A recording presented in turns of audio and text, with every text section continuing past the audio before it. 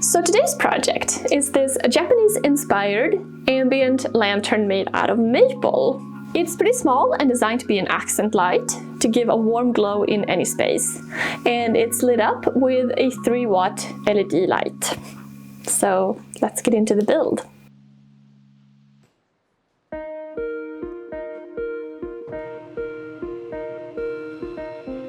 So let's talk wood first. Now, traditional Japanese lamps and furniture are usually made with a straight grain, light wood. That way you don't have a busy grain distracting from the design of these clean, beautiful lines.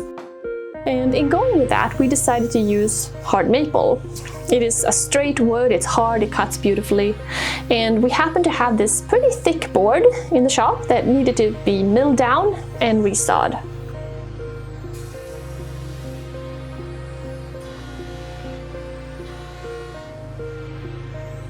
Although, you know, it would be easy to skip this step and pick up some 1/4-inch thick maple or ash or some other light wood that's ready to be used.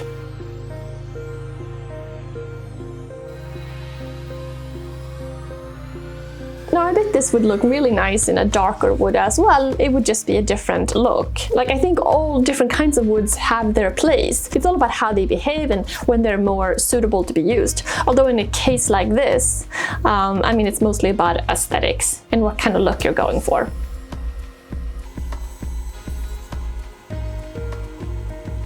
These boards here are turning out absolutely beautiful. Look, I love the simplicity of going to the store and picking up straight, ready-to-use boards. However, when you actually go through the trouble of milling and resawing and planing, somehow the boards look even better, you know?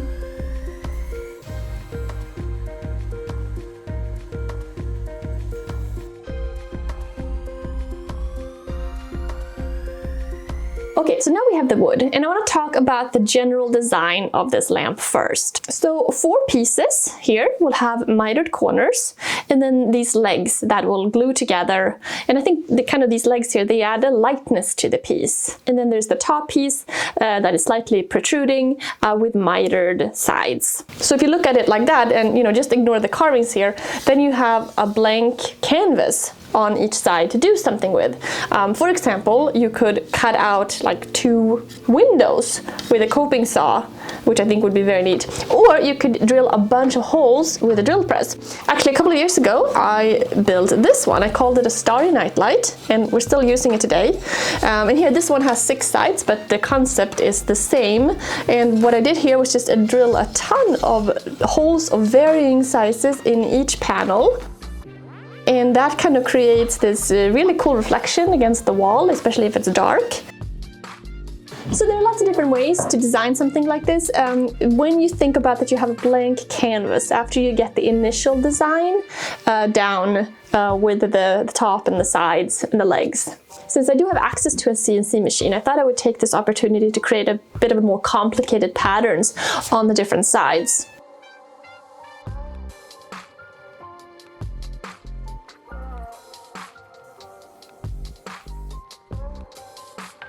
Now, CNC work. It's not so much about using the actual machine, even though that is part of it, but you spend most of your time designing.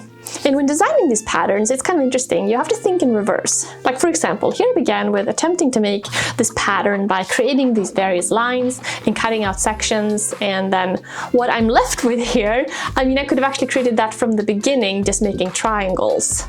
Of course, you have to think about what is being cut out and what's remaining, and then how to connect that properly. Here's another design I was also playing with that I think I'm also going to cut out. I actually want to make a bunch of these lamps because everyone in our household has requested 1 or 2. So basically, I want to cut out a bunch more of these. Okay, but then once the design is actually done, it's time to start cutting. So first here, an 1/8-inch pocket cut is being used. Here's what the piece looked like. And like you can see, it has a lot of bubbly marks. And this 1/8-inch bit is just too large to cut such fine details. Now, after you take it off the machine, it's hard to get it back just right. So on this test piece here, we tried running it a second time with a 1/16 inch profile cut bit. And as you can see, it made for a much crisper design. Also, before here, the wood was secured simply with painter's tape and CA glue, and usually that is enough for small cuts, but the spoil board is getting a bit uneven, so the piece moved a little. So next time here we secured a piece of plywood down first, and then secured the maple to that surface, which is nice and even.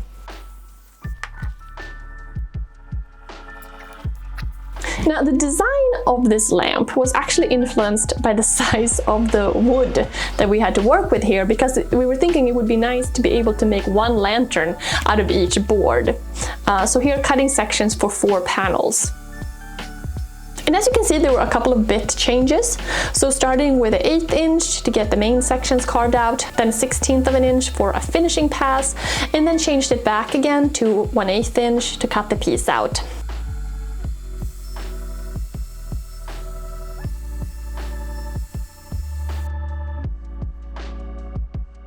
Interesting to see the different pieces here, I think, and how they almost look like 2 different designs. In addition to being carved with a thinner bit to reveal the details, the speed was also slowed down. Instead of running at 100 inches per minute, like the piece on the bottom, the top one was run at 60 inches per minute. So there was a lot less inertia in the unit, so it didn't shake as much. Now, for the top, we're going with a similar design. I mean, you could certainly skip adding any carvings to the top piece, but if you want any upwards light coming through, then it's a nice detail. Also carving a groove for the sides to fit into.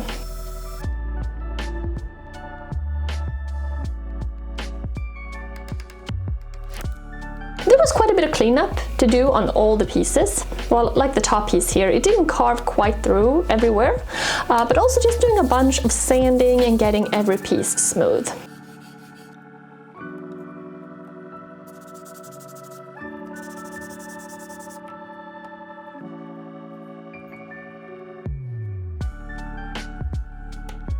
Now, to get the sides to connect seamlessly, we're going to use miters.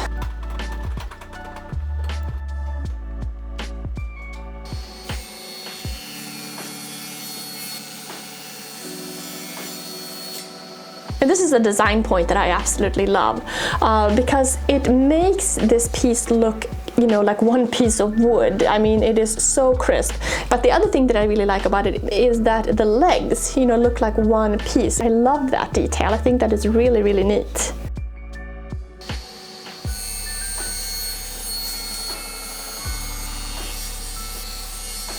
So also adding mitered sides to the top piece, and that is just to give it a lighter look, as opposed to if you left the sides untouched. Now we also need a bottom piece, which the light is going to connect to, but since it's just pointing downwards, we aren't going to add any carvings to that section.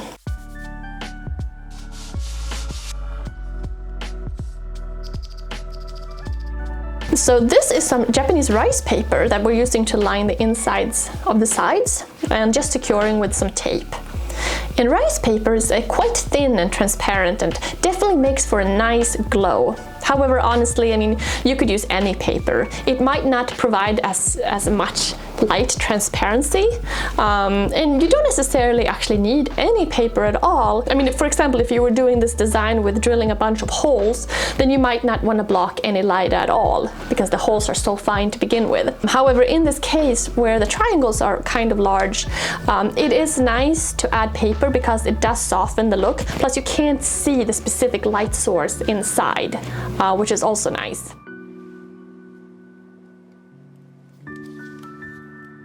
Okay, time to do a glue up, and using the old blue painter's trick here, which holds the pieces together nicely while drying.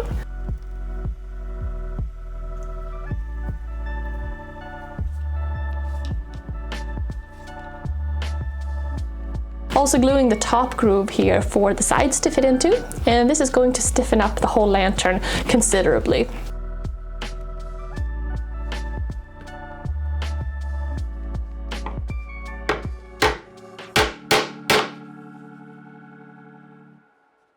So there's really only one thing left to add here, and that is lighting. Now we tried a bunch of different kinds of light options here and settled on this flat LED light that has a rather warm glow. I mean, so many of the LED lights out there are quite white. And for this light, I definitely wanted something more in the warm direction as opposed to the cooler. This light is nice because it draws almost no power and it also doesn't get hot. And you don't need to add a dimmer because it adds such a soft glow to begin with.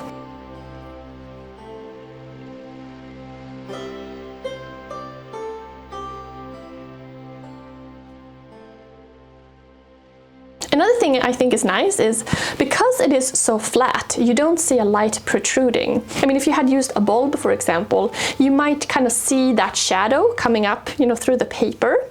But with this light, there's no shadow of anything sticking up. So that's also kind of nice. We also tried to put like fairy lights in this lantern, but that didn't quite provide enough light. Plus you could see like the individual little lights kind of popping through, which wasn't really the effect that I wanted. Here's the switch that was added, just with a barrel plug here. It makes it easy to turn on or off. Obviously you could also set this up with a battery pack if you didn't want to, you know, plug it in the wall. So I think the rice paper adds a lot of flexibility in terms of the design. I mean, yeah, okay, this was carved out on the CNC machine, but if you didn't want to go that route, if you wanted to cut it out by hand, like if you were going with the design of the windows that I was suggesting, where you just kind of cut sections out, you know, with some wood in between, that would look really, really gorgeous and simple. You could also play with like thin strips of wood on the back here or connecting, because if you line it with the rice paper, you can play with a lot of different concepts. So that was the process of making this little lamp, and personally I love the size of it. I love that it is so small, and I feel like it's very easy to place in a bookshelf or on a table, in a window. Actually, we want to add something like this to the teardrop. I think that would just be gorgeous.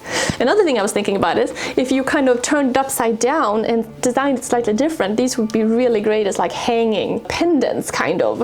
It's kind of like a mix between a craftsman design and a Japanese style design.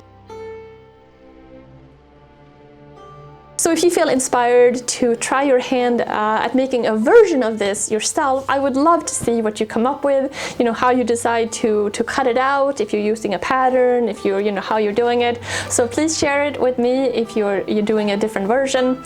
And if you would like to use this exact design in this file, it's available on our website in our shop. And like always, all plans are available for free for all patrons at $5 and up.